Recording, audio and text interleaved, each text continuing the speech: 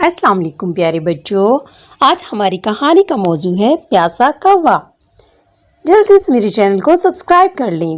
एक छोटे से गांव में हरे भरे खेतों और ऊंचे दरख्तों के दरमियान बसेरा एक चालाक कौवा रहता था।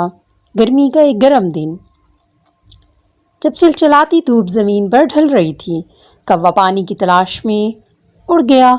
उसकी चोंच खुश्क थी और उसका गला ऐसा लगता था जैसे रेत से भर गया हो। कौवा आसमान पर चढ़ गया, इस उम्मीद के साथ कि कोई ठंडा तालाब या बहता हुआ दरिया मिले जहां वो अपनी प्यास बुझा सके। लेकिन जो वो वसी खेतों पर उड़ता, उसकी उम्मीद ख़त्म होने लगी। कहीं पानी का नामो निशान नहीं था। कौवे के पर भारी होने लगे, उसे कमज़ोरी महसूस होने लगी। अभी जब कौवा हार मानने ही वाला था कि उसने फासले पर एक छोटा सा गाँव देखा। नई उम्मीद के साथ उसने अपने परों को लहराया और उसकी तरफ बढ़ा। जब वो गांव के करीब पहुंचा तो उसने देखा कि घड़ा पड़ा हुआ है। एक मुस्कुराहट कौवे की चोंच को पार कर गई, क्योंकि उसे एहसास हुआ कि उसकी पानी की तलाश खत्म हो गई है। लेकिन उसकी मायूसी, जैसे ही कौवा घड़े के करीब पहुंचा, उसने देखा कि यह तकरीबन खाली है और इसमें बहुत ही थोड़ा सा पानी है जो नीचे है।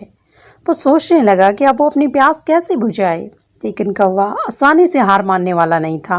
वो जानता था कि उसे कोई हल तलाश करना है। उसने इर्द गिर्द नज़र दौड़ाई तो उसे करीब ही छोटे छोटे पत्थरों का ढेर नजर आया। उसके होशियार जहन में ख्याल ने जन्म लिया। उसने पानी की सतह को ऊपर लाने के लिए इन पत्थरों को इस्तेमाल करने का फैसला किया ताकि वो इस तक पहुंच सके। कौवे ने अपनी तेज चोंच से एक पत्थर उठाया और मटके में गिरा दिया। वहां पर और भी बहुत सारे कौवे थे जो पानी की तलाश में फिर रहे थे। जब उन्होंने देखा कौवे को तो उन्होंने भी उसके साथ उसकी मदद करना शुरू कर दी। वो जानता था कि ऐसा करने से पानी ऊपर आ जाएगा। कौवे ने जल्दी से एक और पत्थर उठाया और बाकी कौवों ने भी पत्थर उठाने शुरू कर दिए और ये अमल बार बार दोहराया और घड़े में पानी ऊपर आना शुरू हो गया। आखिरकार घड़े में कई पत्थर गिराने के बाद कौवे का होशियार मंसूबा काम कर गया। पानी की सतह इतनी बढ़ गई कि वो अपनी चोंच से इस तक पहुंच सकता था। कौवे ने बेताबी से नीचे झुककर अपनी चोंच पानी में डाली। ठंडा पानी उसके खुश्क गले से नीचे बह रहा था। उसकी प्यास बुझ गई। बाकी सारे कौवों ने भी पानी पिया। कौवे का दिल खुशी से भर गया। उसने मुश्किल सूरत हाल का सामना करते हुए अपनी ज़रूरत के मुताबिक पानी हासिल करने का रास्ता तलाश कर लिया। देहाती हैरानी से देखते रहे कि प्यासे कौवे ने इसका मसला हल किया है।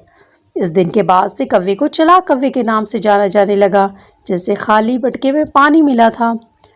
गांव वालों ने इसकी जहानत और वसाइल की तारीफ की। उन्होंने कौवे से एक अहम सबक सीखा कि जब किसी मसले का सामना होता है तो तख्लीकी तौर पर सोचना चाहिए और उसका हल तलाश करना ज़रूरी होता है। इसीलिए कहते हैं ज़रूरत ईजाद की माँ है। जी प्यारे बच्चों, कैसे लगी आपको मेरी वीडियो? अगर आपको मेरी वीडियो अच्छी लगी हो तो प्लीज़ मेरे चैनल को सब्सक्राइब कीजिए, मेरी वीडियो को लाइक और शेयर कीजिए। शुक्रिया।